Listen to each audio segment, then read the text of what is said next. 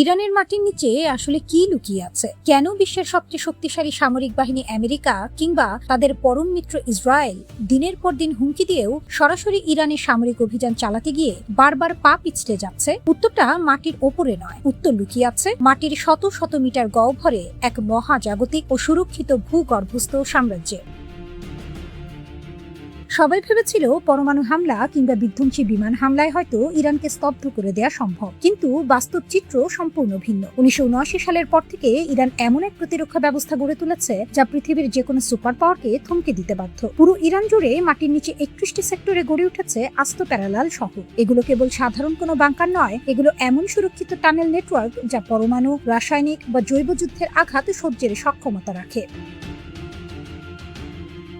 পারমাণবিক বিস্ফোরণ 3 ধাপে ধ্বংসযজ্ঞ চালায়: প্রচন্ড ব্লাস্ট শকওয়েভ, চরম উত্তাপ এবং মারণঘাতী তেজস্ক্রিয় বিকিরণ। সাধারণ অবকাঠামো এক মুহূর্তে বাষ্প হয়ে গেলেও ইরানের এই ভূগর্ভস্থ শহরগুলো তৈরি করা হয়েছে মাল্টিটিয়ার বা একের পর এক স্তরে সাজানো প্রতিরক্ষা ব্যবস্থা দিয়ে। এখানে মাটির নিচে চলন্ত এসকেলেটর, লিফট, বিশাল মিসাইল হ্যাঙ্গার, মিলিটারি ওয়ার্কশপ থেকে শুরু করে সৈন্যদের থাকার শহর পর্যন্ত বিদ্যমান। ইরানের মূল যুদ্ধ কৌশল তৈরি হয়েছে এই অক্ষত ভূগর্ভস্থ দুর্গগুলো থেকে। শুধু তাই নয়, তাদের প্রতিরক্ষা ব্যবস্থার মূল শক্তি হলো মোজাইক সিস্টেম। যদি কোনো একটি শহর বা সেক্টর ধ্বংস হয়ে যায়, বাকি সেক্টরগুলো স্বয়ংসম্পূর্ণভাবে যুদ্ধ চালিয়ে যেতে পারবে। রাজধানী তেহরান ঘিরে রয়েছে চতুর্মুখী আন্ডারগ্রাউন্ড ডিফেন্স। ফলে উপর থেকে যতই বোমা ফেলা হোক না কেন, মাটির নিচের এই ড্রোন ও মিসাইল সাম্রাজ্য পুরোপুরি অটুট থাকবে।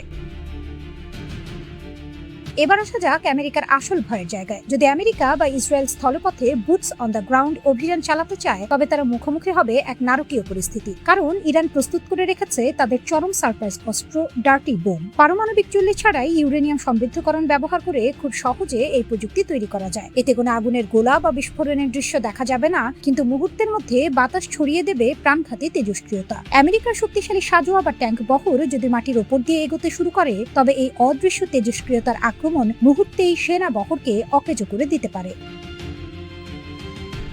শুধু মাটির নিচেই নয়, জলসীমাতেও ইরান পেতে রেখেছে ফাঁদ। হরমুজ প্রণালী ও ওমান উপসাগরের বুকে জলের নিচে এবং পানির ওপর ভাসমান মাইনের শক্ত জালে ঘেরা এই 33 কিলোমিটার জলপথ বন্ধ করে দেওয়া মানে বিশ্ব অর্থনীতির গলায় চেপে ধরা। মার্কিন অত্যাধুনিক মাইন সুইপার জাহাজ কিংবা সাবমেরিন ডুবুরি পাঠিয়ে এই বিশাল নেটওয়ার্ক নিষ্ক্রিয় করা প্রায় অসম্ভব। ওপর থেকে দ্রুতগামী স্পিডবোট, অ্যান্টিশিপ মিসাইল আর মেশিন গান নিয়ে নজরদারি চালায় ইরানি রিভলিউশনারি গার্ডস। ফলে বিশাল মার্কিন aircraft carrier USS Gerald Ford বা আব্রাহাম লিঙ্কন চাইলেই এই সংকীর্ণ জলসীমায় ঢুকে টিকে থাকতে পারবে না। ইরানের এই যুদ্ধের কৌশল কিন্তু ইরাক যুদ্ধের মতো নয়। ইরাকের সমতল মরুভূমিতে মার্কিন ক্রুজ মিসাইল আর ট্যাঙ্কের তাণ্ডব চালানো সহজ ছিল, কিন্তু ইরানের দুর্গম পর্বতমালা এবং মাটির নিচে নেটওয়ার্ক সম্পূর্ণ ভিন্ন এক চ্যালেঞ্জ। তার উপর ইরান বেছে বেছে হামলা চালাচ্ছে মার্কিন ঘাঁটিগুলোর কমান্ড, কন্ট্রোল এবং রাডার সিস্টেমে। বন্ধ করে দেওয়া হচ্ছে শত্রুর চোখ ও কান। ইলেকট্রনিক জ্যামিং এবং যোগাযোগ ব্যবস্থা ধ্বংসের এই খেলা ইরানকে এনে দিয়েছে অনন্য কৌশলগত সুবিধা। ওয়াশিংটনে একটা প্রশ্ন জটিল হয়ে উঠছে: এত চাপ, এত নিষেধাজ্ঞা, এত সামরিক হুমকির পরও ইরান কেন এখনো ভেঙে পড়েনি? ওয়াশিংটন চাপ বাড়াচ্ছে, তেহরান পিছু হটছে না, অর্থনীতি ক্ষয়ে যাচ্ছে, তবু রাষ্ট্রযন্ত্র দাঁড়িয়ে আছে। বাইরে থেকে মনে হতে পারে ইরান শুধু সময় কিনছে, কিন্তু ভেতরের গল্পটা আরো কঠিন, আরো বিস্ফোরক। কারণ ইরান এমন একটি রাষ্ট্র যার নেতৃত্ব যুদ্ধকে শুধু ইতিহাস হিসেবে দেখে না, তারা যুদ্ধের ভেতর দিয়ে তৈরি হয়েছে। 1980-এর দশকের ইরান ইরাক যুদ্ধ তাদের রাজনৈতিক মানসিকতার উপর গভীর ছাপ ফেলেছে। প্রায় 1 দশক ধরে চলেছিল সেই রক্তক্ষয়ী সংঘাত, রাসায়নিক অস্ত্র, ভয়াবহ স্থলযুদ্ধ, মানব ঢেউয়ের আক্রমণ, হাজার হাজার মৃত্যু। অথচ শেষ পর্যন্ত কোনো পক্ষই সহজ বিজয় পায়নি। সেখানেই তৈরি হয়েছে তেহরানের সবচেয়ে বড় শিক্ষা: চাপ মানেই আত্মসমর্পণ নয়। আজকের ইরানি নিরাপত্তা কাঠামোর বহু গুরুত্বপূর্ণ ব্যক্তি সেই যুদ্ধের অভিজ্ঞতা নিয়ে উঠে এসেছেন। তাদের কাছে রাষ্ট্র টিকিয়ে রাখা কেবল রাজনৈতিক দায়িত্ব নয়, এটি অস্তিত্বের লড়াই। এ কারণে ইরানকে শুধু ক্ষেপণাস্ত্র, পারমাণবিক কর্মসূচি কিংবা আঞ্চলিক মিত্রদের হিসাব দিয়ে বোঝা যায় না। আসল শক্তি লুকিয়ে আছে রাষ্ট্রের প্রতিরোধ ক্ষমতায়। ইরানের সামনে এখন 3টি যুদ্ধ একসঙ্গে চলছে। প্রথমটি সামরিক, দ্বিতীয়টি অর্থনৈতিক, তৃতীয়টি অভ্যন্তরীণ। আর সবচেয়ে বিপজ্জনক যুদ্ধটি তৃতীয়টি। কারণ বাইরে থেকে বোমা হামলা হলে সরকার প্রতিরোধের গল্প বলতে পারে, শত্রুর বিরুদ্ধে জাতীয় ঐক্যের ডাক দিতে পারে, কিন্তু যদি দেশের ভেতরের শ্রমিক, নিম্ন মধ্যবিত্ত, প্রান্তিক জনগোষ্ঠী এবং নিরাপত্তা বাহিনীর পরিবারগুলোই অসন্তুষ্ট হয়ে ওঠে, তখন পরিস্থিতি বদলে যায়।